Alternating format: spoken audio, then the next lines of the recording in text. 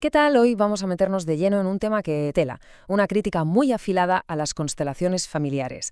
Ya sabéis, una de esas terapias alternativas que son súper populares, pero que también tienen una controversia que no veas. Vamos a desgranar de qué van, pero desde la perspectiva crítica del pensador Hugo Ibars. Y para que quede claro desde el principio, empezamos fuerte. Ojo a esta frase de Ibars, que es, bueno, toda una declaración de intenciones.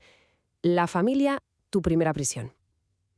Uf, a ver, no es una visión muy reconfortante, que digamos, pero es que esta es justo la tesis central que vamos a explorar. La idea de que el sistema familiar, lejos de ser un refugio, puede convertirse en una estructura que nos limita, que nos encarcela. Pero bueno, antes de desmontar el chiringuito, como se suele decir, primero hay que entender cómo está montado, ¿no?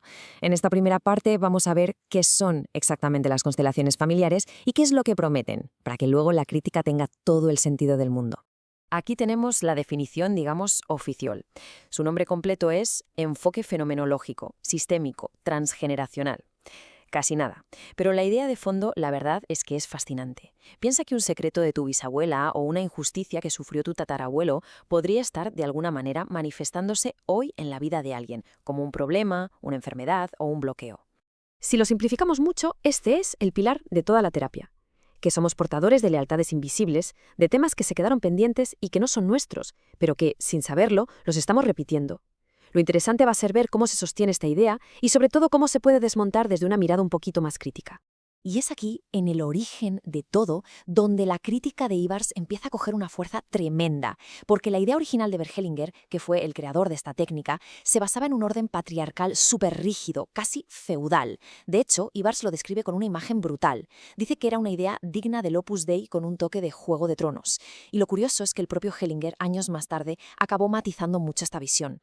Venga, pasemos ahora a ver cómo esa estructura tan rígida de órdenes y de jerarquías choca de frente con una visión pues mucho más evolucionada de lo que es el amor y de cómo funcionan los sistemas familiares. Aquí es donde la cosa se pone de verdad interesante. Y esta es la contrapropuesta, la idea clave. Y Bars, que de hecho se apoya en las propias correcciones que hizo Hellinger al final de su vida, defiende algo totalmente opuesto, que en el amor de verdad no hay rangos, no hay órdenes que valgan. Y el amor simplemente acoge. Y claro, este punto de partida dinamita por completo la rigidez del sistema original. Este cuadro lo deja clarísimo, ¿eh? Fijaos qué bien se ve el contraste. A la izquierda, la teoría original, súper anclada en la culpa, en la jerarquía, en un orden impuesto de fuera. Y a la derecha, la perspectiva que propone Ibars. Y es que esto es otra cosa, ¿eh? Habla de un sistema que se autorregula, donde la sanación no viene de ordenar un teatro familiar, sino de la aceptación radical y de atreverse a ser una misma o uno mismo. Entramos ahora en la metáfora más potente de todo este análisis de Ibars. La idea de que ese sistema de lealtades, de deudas invisibles, puede llegar a convertirse, sin que nos demos ni cuenta, en una verdadera cárcel psicológica. Fijaos en este concepto, la jaula de amor. Es que describe una trampa que es terriblemente sutil. No es una prisión con barrotes de hierro, no. Es una construida con los lazos invisibles de la lealtad, de la culpa, de esa obligación que a veces se siente de repetir patrones para sentir que pertenecemos al clan. ¿Y cómo funciona esta prisión? Pues según Ibars, a través de lo que él llama un programa de repetición. Es un proceso por el que, de forma totalmente inconsciente, se nos empuja a ser un duplicado de quienes nos precedieron, a vivir en un bucle, repitiendo sus dramas, hasta convertirnos en un famulus, que viene a ser un esclavo de la tradición familiar. Venga, vamos con otro de los pilares de estas corrientes, la supuesta comunicación con los ancestros. Ibars aquí también se muestra muy, pero que muy escéptico con esa idea de que recibimos órdenes desde el más allá. Esta es la pregunta, así a bocajarro, que nos lanza. Pone totalmente en duda esa creencia que está súper extendida en toda la corriente New Age, de que nuestros antepasados siguen ahí en el plano astral, súper pendientes de nosotros, dándonos consejos, sugerencias e incluso mandatos. El centro de la crítica de Ibars aquí es demoledor. A ver, si esos ancestros no han trascendido, si siguen atrapados en sus propios dramas, ¿de verdad son la fuente más sabia para guiarnos? Le parece, y cito, bastante inquietante pensar que entidades que no están en paz sean las que nos dicten el camino. Entonces, si no son los ancestros, ¿qué podría ser? Porque Ibars no se queda solo en la crítica, sino que ofrece tres hipótesis. Podría ser una fantasía personal, fruto del deseo de quien canaliza. Podrían ser otras entidades que se hacen pasar por familiares. O la opción más interesante, una conexión con el campo mórfico, o sea, con la memoria energética del linaje, pero no con las personas como tal.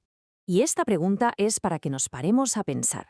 Si los mensajes que supuestamente se reciben vienen cargados de reproches, de juicios o de peticiones de venganza, a ver, ¿estamos hablando de seres que han encontrado la paz o más bien de ecos de viejos rencores que siguen ahí, flotando? Bueno, después de toda esta desconstrucción que ha sido intensa, llegamos a la parte de las propuestas. Si el sistema puede hacer una presión y los fantasmas del linaje son como poco cuestionables, ¿cuál es la salida? ¿Cómo se rompen esas cadenas?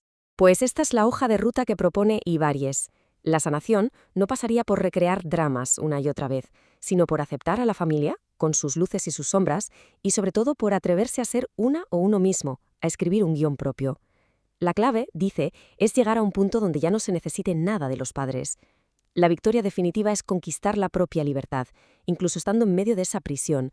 Y cerramos con esta pregunta, que es un poco el resumen de todo el viaje.